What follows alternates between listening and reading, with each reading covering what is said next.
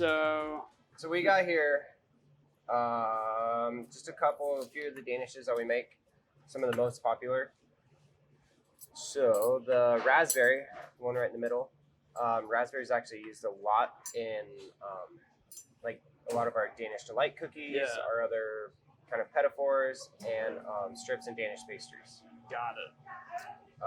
The bear claw, which is this one, it has almond paste on the inside.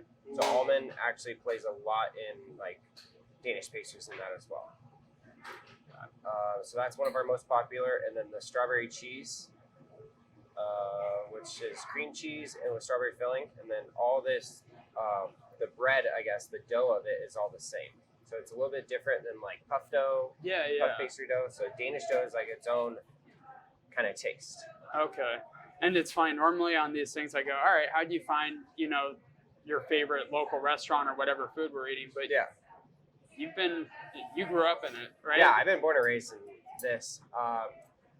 Cutting long story short, my grandfather started this bakery in 1951 in Solvang. And he learned how to bake in Denmark. Oh shoot! So it's like straight up authentic. Straight up, yeah, authentic Danish. Our family heritage was like sailors and that, but my great grandfather told him he couldn't get on a boat or a ship unless he had a trade to bring on the boat, like no free rides kind of thing. And so he picked up baking and actually went to culinary school in Denmark, became a baker, and then actually started baking for the royal court, like the Queen of Denmark, the King and Queen of Denmark. Gosh. So that's where you see like the bee in the crown. Yeah. It's kind of like our crest, and same with like the kringle, which I can grab something in a minute. It looks like the pretzel thing we're talking about. Yeah. With the crown on top. So that symbolizes a Danish bakery. But if you have the crown on top, that means you were able to bake for the royal court. So the family in Denmark, they were all sailors, and then your grandfather ends up baking for the royal court. Yeah. And then he kind of stuck with that, and then so now that kringle and crown is just a symbol of, like, loosely used as a symbol of a Danish bakery now. So he was over there baking, and then he moved to LA and opened up a bakery there for a short period of time for like just a year. Why LA? It was just a big hub, and he had friends in the States and that, so he came over, checked it out, and then had a bakery down there just for like a year to kind of get us established, get all this stuff over here, and then he moved up here because there's a bunch of Danish settlers as well. So you grew up in the town? Yeah. So fast forward till probably in the early 90s, my dad took over the bakery, and when they had the bakery, and it was pretty much my daycare. Like the bakery was my daycare, so I was born and raised in it. And so what I would do during the day is just like hang out here, help my dad in the back, play around in the back, or go ride my bicycle around town. And I knew pretty much everybody here. Everybody has known the bakery. I mean, we've been here 70 years this year now. Wow. So this kind of Solvang was like my playground. Cruise around. And now, how old were you when they put you to work in the back? Child labor laws aside. Yeah, that doesn't matter. I was actually kind of going in with my dad early in the morning, like 4:30 in the morning, like around 8. Yeah. 8 years old. Just kind of going to help him, or just curious, and just he's like, "Okay, what's he doing? Get in here, It's like time to start learning this." And then after high school, I kind of chose a different path for a little while.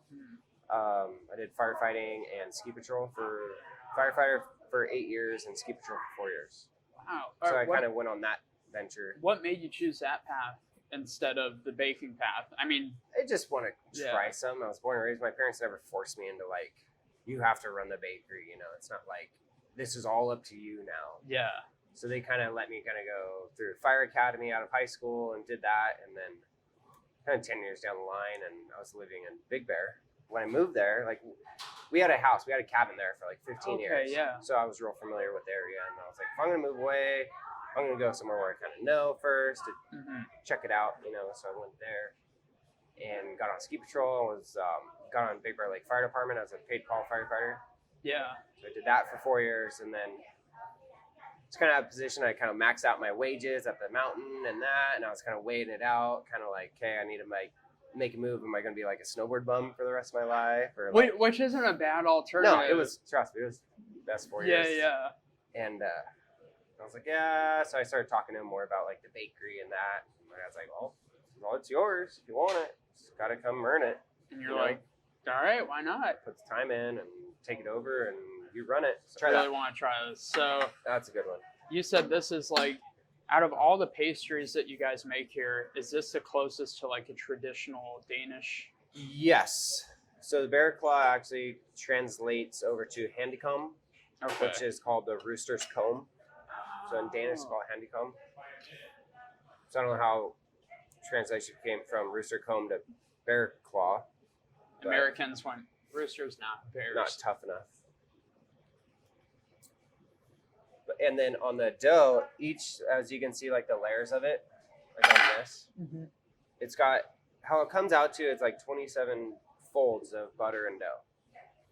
So that's kind of like the technique of Danish dough, is like you laminate it out on a big sheeter. It's like a big automatic rolling pin, and then you fold it and then turn it and then fold it. So you do that 3 times, it comes out to 27 layers.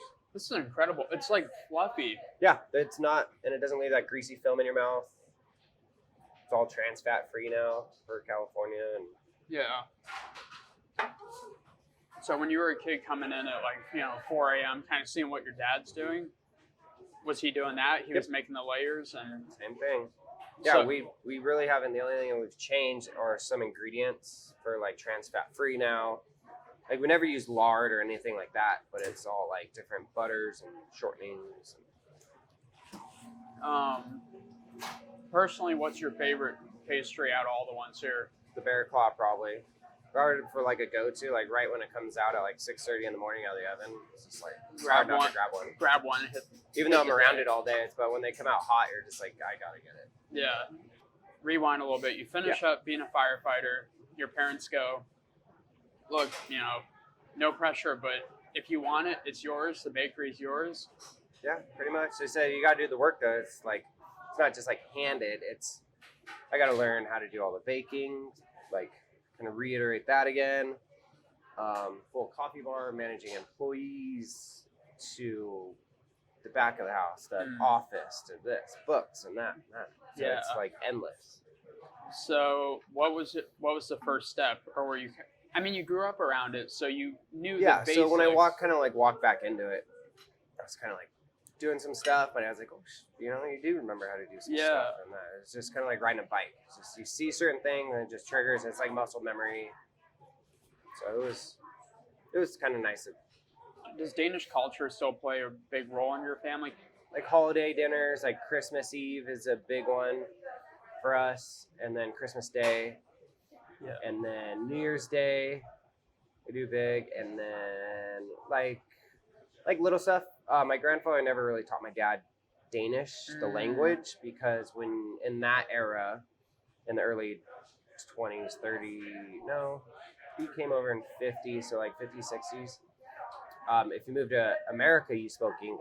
Yeah. You only spoke your native tongue in your house, your residence. Yeah. So my dad knew a little bit of it, but then kind of like faded off during, the year. So like there's a couple words like I've taught my daughters to say, like after dinner, say "tak for ma," which is thank you for the very nice food in Danish. That's and then Velva comes. So like it's funny, like a lot of people over and my kids are like, "Tak for ma," and they're like looking at them like, "What'd you say?"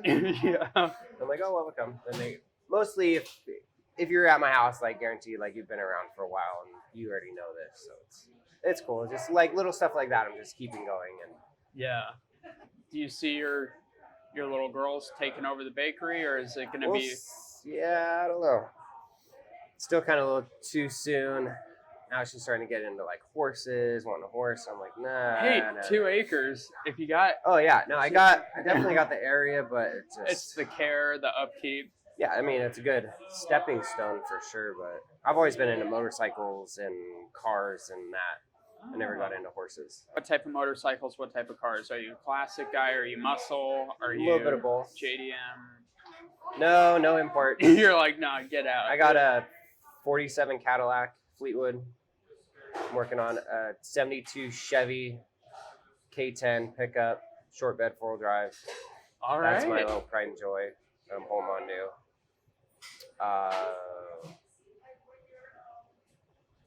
95 Jeep Cherokee. That's kind of a little bit lift and The off-roading vehicle. off-road. I got a 2002 Dodge 24 valve 6-speed manual. It's kind of like in the diesel world. It's like a really sought after 6-speed manual. Harleys, dirt bikes. You've got a fleet. Yeah. Do you go cruise? Do you go off-road? All the above? Yeah, there's some there's mountain ranges right behind us at Figueroa's. You can kind of go up there 4-wheel a little bit. They've kind of shut down a lot, and then Refugio Mountain over there towards the beach. You can drive up that. It's all dirt road and go cruise up there. Oh, Harley stuff. There's a lot of good canyons that kind of links like Santa Barbara to us and Santa Maria, Tempeske. Everywhere in between. Yeah, it's nice to get out there on the back roads. It's all vineyards and that, so it's on a cruise. How's your wife feel about all the vehicles? Is she She's- about it? Kinda, yeah. I tell her, I'm like, oh, I'm gonna sell the Cadillac, and she's like, no, I'm gonna drive that. I'm gonna start taking the kids to school in it. And you're like, all right, cool. So So I got to work on it a little bit more. The brakes are a little sketchy right now, so I got to kind of go through those again. And you said the K10's that's your baby out of the group. Yeah, definitely. And my dad's got a 47 Chevy Panel. That was an old Helms Bakery truck that he had all repainted in that for the bakery. So we call it the bakery truck. It's got all the wood boxes in the back still. Wow. It's like a bakery delivery van. Like for events and stuff, will Yeah. we bring it through? Like on big weekends, we'll bring it down. Danish Days, 4th of July. It's mostly in the parade. You see the future of your life being in Solvang? Yeah, my roots are too deep to pick up and move. Yeah. But I don't know. I mean, it's home. It's always been home. It was fun to like move away for a few years and kind of appreciate what the Central Coast really has. Yeah. So these are cookie tubs. So in here, there's 8 different kinds of cookies, about 5 dozen cookies in each tub. And they're all hand packed, handmade. Oh my gosh. Which one?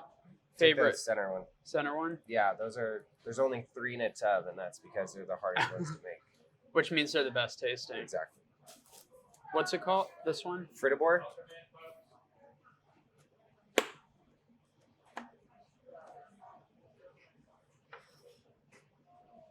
Oh my gosh, it's just like crap. Yeah, no, it's good. And then on the side, you see there's a picture right over there. It's actually on the wall. It's my grandfather, my dad, and me. That's when I was 8. Solvang. This is where it's at. Yeah, it's on the map. Come see Thomas. Yeah. Come see Solvang. For sure. Come eat the pastries. Good stuff.